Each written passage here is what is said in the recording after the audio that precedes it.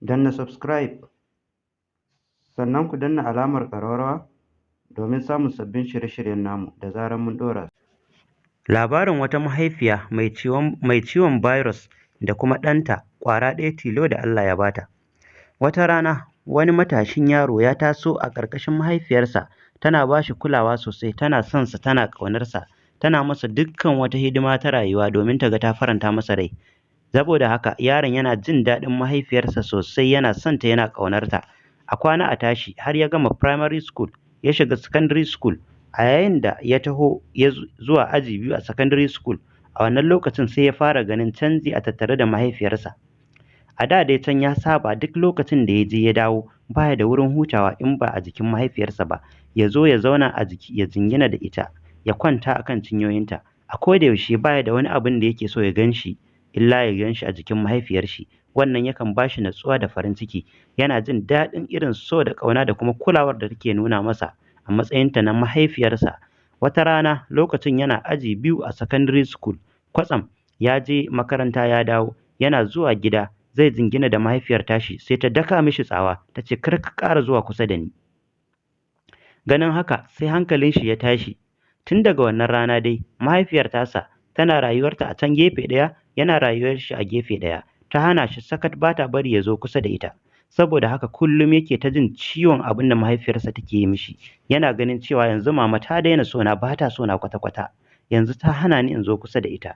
Kwata-kwata ba ta so ma mu zauna mu hira da ita. Idan ta zo za ta zauna kusa da ni sai ta sa wani takunkumi, wani face mask. Ko da kuma mun zauna ba mu ɗaukan tsawon lokaci. Kuma a hakan ma tana can ina can, ba ta yarda mu zo kusa da juna. Ban san laifin me na yi wa mama ba. Kawai mama ta tsane ni. Saboda haka rayuwa ta ci gaba da kasancewa haka har tsawon shekara ɗaya. Wannan yaro har ya kai ga wata rana mahaifiyar tashi ta ce ya fita daga gidan, ya koma can gidan kawunsa, kar ya ƙara dawowa wannan gidan. Saboda haka wannan abin ya yi mishi ciwo sosai. Mahaifiyar shi ta kore shi daga gidansu, sai ya koma can gidan kawunsa, wato ƙanin mahaifiyar tasa, yake rayuwa a can wuraren. Har bayan shekara ɗaya wata rana kwatsam sai aka aiko masa da cewa mahaifiyar shi ba ta da lafiya, tana can asibiti a kwance. Saboda yana jin haushin yadda ta mu'amalance shi a wannan shekaru guda 2 na ƙarshe na rayuwanta, sai yake jin cewa yo dan bata da lafiya, ba ta sona, ba ta ƙaunata, me zan yi mata? Yake jin haushi, ya kasa zuwa ma ya dubo ta. Ana nan wata rana sai aka waye gari aka aiko masa da saƙo cewa mahaifiyarsa ta rasu. Saboda haka da shi da kawun nasa suka ɗunguma zuwa can gidan nasu, aka yi jana'izarta, aka binne ta. Bayan an binne ta, an zo an zauna ana ta wato ansar ta'aziyya. Sai sai ƙanin mahaifiyar tasa, kawun nashi, ya ce masa, yaro, na san kana cikin jin haushin mahaifiyarka, amma ka yi haƙuri. Yaron ya fashe da kuka. Abu biyu ne suke a zalzalar zuciyarsa. Na farko ga rashin mahaifiyarsa da ya yi, na biyu kuma ga takaicin irin yadda ta nuna masa rashin ƙauna a shekaru 2 na ƙarshen rayuwanta. Wannan abun yake ta yi mishi ciwo a zuciyar shi sosai. Haka dai ya ci gaba da kukan takaici har ya zuwa wani lokaci ya kuma dawo ya dangana, ya yi haƙuri. Wata rana suna zaune da kawun nasa, sai ya ɗauko wata akwati ya bashi, ya ce wannan mahaifiyarka ce ta ce in baka, amma kar ka ɗaga wannan akwatin sai lokacin da ka shiga wato university shekaran farko. Ni ma dai ban san menene a cikin wannan akwatin ba, kasancewar amana ta bani ban ɗaga ba. Sannan kuma kai ma gashi nan na baka, lokaci yayi da zan cika maka alƙawari, domin daman cewa ta yi daga zaran ka gama secondary za ka tafi university shekaranka ta farko, a wannan lokacin ne za ka ɗaga wannan wasiƙar. Yanzu kuma gashi ka shiga aji 6, kana gab da gama secondary school, a baɗi kamar yanzu ka tafi university. Saboda haka ga wannan amanar a hannunka, kuma ta ce kar ka buɗe ta sai ranar da za ka tafi shekaran farko a university. Saboda haka yana jin haushin dai, yana ganin cewa ba wani abin kirki bane ba, ya dai ajiye akwatin har lokacin da ya samu admission zuwa university.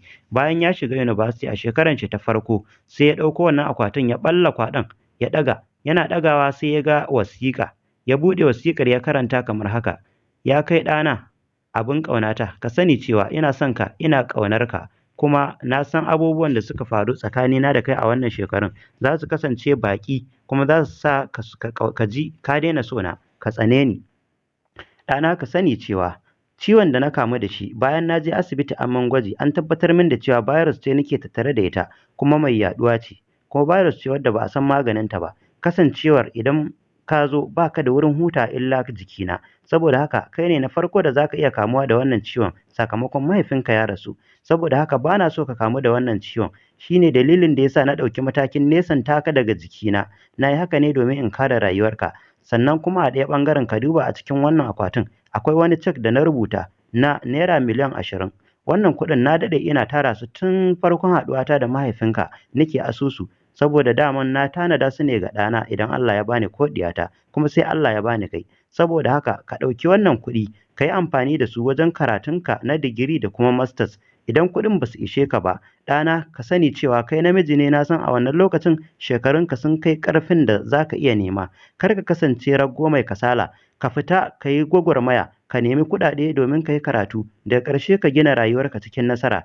Allah Ubangiji ya kare min kai ɗana, ina son ka ina ƙaunar ka, daga mahaifiyarka. Ganin haka ɗan yaron nan ya fashe da kuka matsanancin da ya kasa daina zubar da hawayen shi, har sai da kawun nasa ya kawo masa ɗauki. Allah mai iko kenan.